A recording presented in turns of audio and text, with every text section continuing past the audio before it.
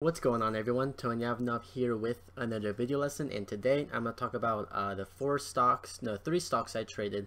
Unfortunately, they were all losing trades. We've been having a pretty tough market, so I'm going to be completely transparent with you guys and tell you guys exactly what I did wrong on these trades, and not only what I did wrong, but what I'm going to do to prevent this from happening again. Because it's one thing to take that loss, but it's another thing to take that loss and learn from it and readapt your strategy. So recently I've been doing the I've been trying to get in on these low float spikers, and for the past week or so, because of blue chip stocks having earnings, there has just not been that much follow through in these spikes, meaning that they would have like an initial spike, but then it wouldn't get any more buying, and then it would just fall right back down to where it started. And that can be a very dangerous thing if you're not prepared for it. Thankfully, on all these plays, I cut my losses very fast, so I limited my loss today down to around $350, and that's really good considering I used $10,000 to trade today. So very, very small losses across the board. I protected myself very well, but it's just unfortunate that this pattern that we've been seeing work for the past 2-3 months isn't working so much anymore. And I'm pretty confident that it's gonna start working next week.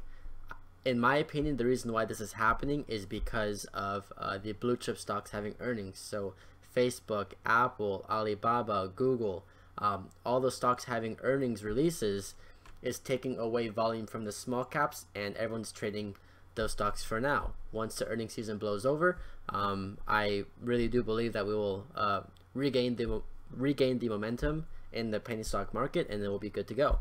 But let me just go over these trades. But first, if you don't know, every single day I give away $25, and it goes to the random commenter of the previous video lesson. So we're gonna do that right now. Get my random comment generator here. So we had 138 random commenters. Thank you all so much for your support.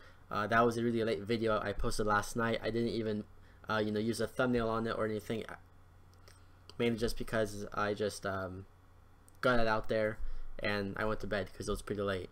So winner, I cannot pronounce your name, but he asks how long after stoppage before sell off started. I'm not too sure if I understand that question. If you're asking like when I cut my losses, I always use a risk-reward ratio that I planned before my trade. So yesterday, on the trade I took yesterday, my risk was 20 cents and my reward was $1 per share. So my buy entry, my risk level was 20 cents below that. So once it reached 20 cents below that, I cut my losses there. So hope that answers your question. If it doesn't, leave another one and I'll do my best to clear that up. But to make sure that you send me an email, or no, send me a YouTube message with your email address, your PayPal email address in there, and I'll send over that $25. So thank you very much for participating. And if you want a chance to win this raffle, all you have to do is leave a like, leave a subscription, leave a comment down below, and you'll enter into the raffle. So let's just break down these stocks. I have a list of a few stocks that all really did the same exact thing, and it wasn't just me that took a loss. There were a bunch of big traders who traded all the same stocks that I did, and it just didn't have that follow through. So the first stock I traded was DCIX. DCIX looked like a great pattern, had a nice breakout over pre-market highs, but it didn't get that follow through, that next wave of volume buyers who push it up into the next leg. So here you can see it broke the pre-market highs right here at around $3.50, and that's where I jumped in, right at the break of pre-market highs, and it spiked up around 20 cents per share. But because this is DCIX, this is a recent runner, has history of running massive. Whenever it does run, it squeezes all the shorts and it just explodes. So I didn't want to take 20 cents per share profit because that wasn't even 10% win. I was expecting to have another wave up, but you can see we didn't get that, and it just instantly slammed right back down. so I cut my losses around 20 cents below that. Really unfortunate, because I mean, if this play happened 3 weeks ago, it would have seen a lot of volume on this breakout and gone higher. And one thing to note with all of these stocks, once I go through all these stocks, you will realize that if you look at the volume on the red candles, it's always higher than the green candles. So that's just one neat thing to note, that just how much selling there was, and how little of the follow-through of buying volume was there. No one was too confident today to, you know, buy these stocks up, and that hurt us day traders who rely on those people to, you know, buy after us. It's unfortunate, but that does happen. But I do have a remedy that I'm going to implement tomorrow that will really protect you and I both. So stick around to the end, and I'll share my thoughts on that. So next one I traded was BORG, I believe. BORG did the same exact thing. I bought, not sure where I bought on this one actually. I don't think I actually bought this one because it was too high off of its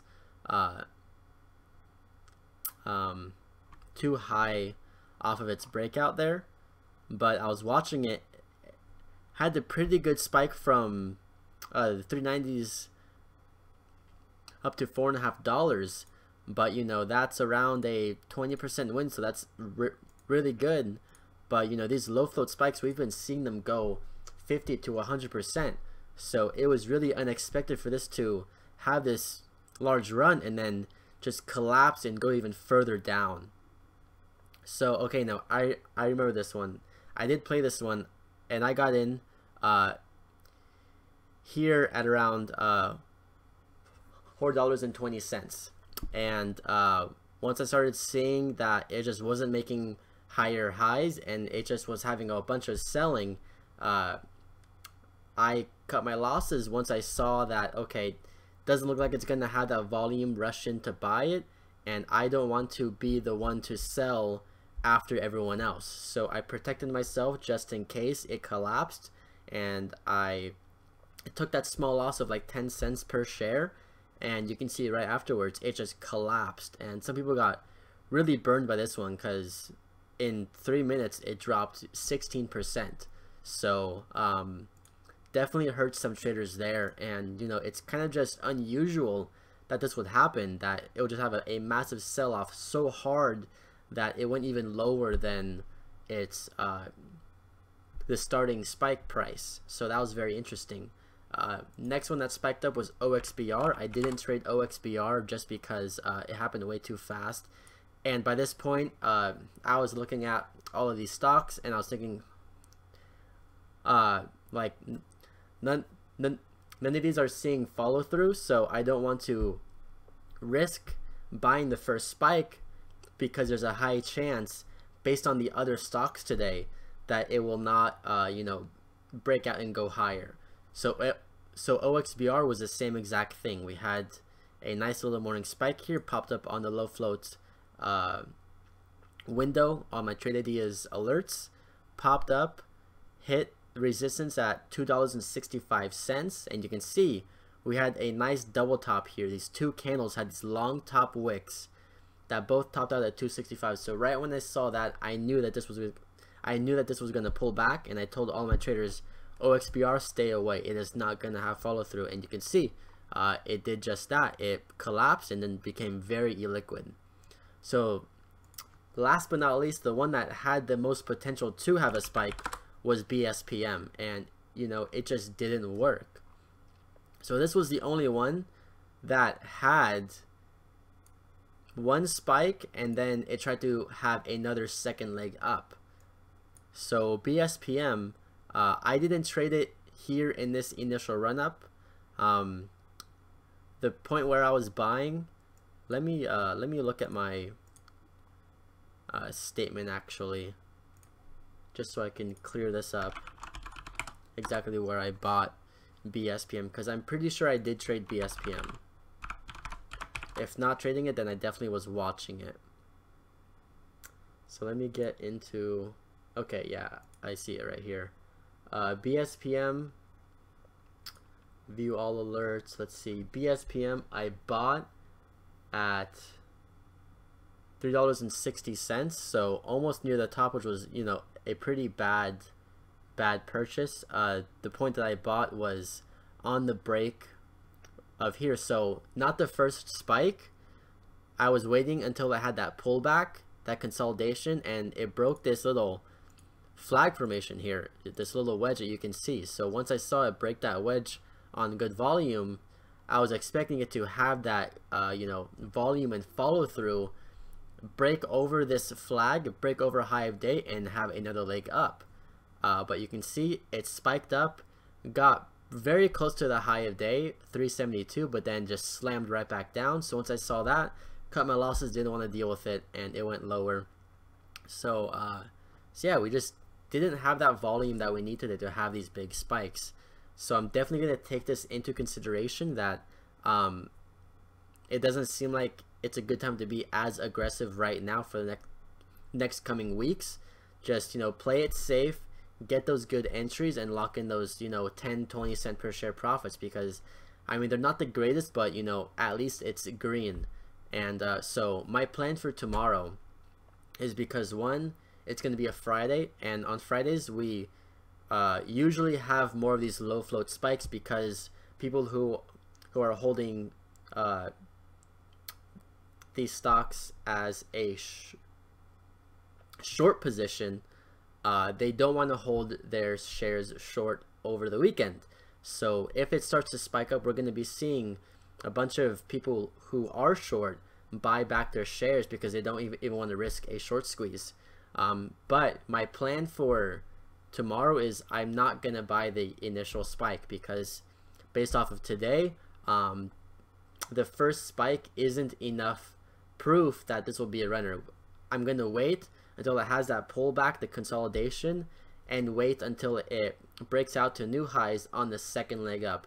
That's where you can be aggressive, and that's where you can really add into your shares and expect another wave up, because all day today we didn't have a stock that it spiked up, pulled back, and then spiked up again. All of them, they spiked up and then just collapsed right back down. So to avoid getting stuck in that position, I'm gonna, you know, rearrange my game plan and my technique, and just avoid being caught in that situation. So that's my game plan for tomorrow. I recommend that you all do the same. You know, don't buy the first spike. Wait until it has that pullback, the consolidation, until it makes that next wave up on increased buying volume. So I'm going to be in my live stream tomorrow morning. I actually am offering a free one week trial to that live stream package, so you can click the link down below if you want to get access to that. And that's really it for today. So had some losses today, which, you know, isn't the best way to begin the month, but you know, it happens. This market right now is kind of choppy, and we just aren't seeing the volume that we need. So to not have the same type of losses, I'm going to rearrange my strategy slightly. I'm still going for those low float spikers, but I'm not going to buy at the same time that I was. I'm going to be buying on the second pullback when it proves that, okay, this actually has some strength and momentum to it. It has the structure and people who are going to buy the dip. So that's what I'm going to be doing tomorrow. If you want to see me do that live, like I said, click the link down below and you'll get access to that 1 week trial. So with that being said, don't forget, you're only one pattern, one strategy away until you become a consistently profitable day trader. So don't give up. Find that one pattern, paper trade like crazy, watch my video lessons like crazy, and you know, just do as much research and studying as you can before you jump into the markets, because this is not easy. As you can see, you know, there are days where you're going to be red, and you have to be able to understand that that's going to happen and not get beat up over it.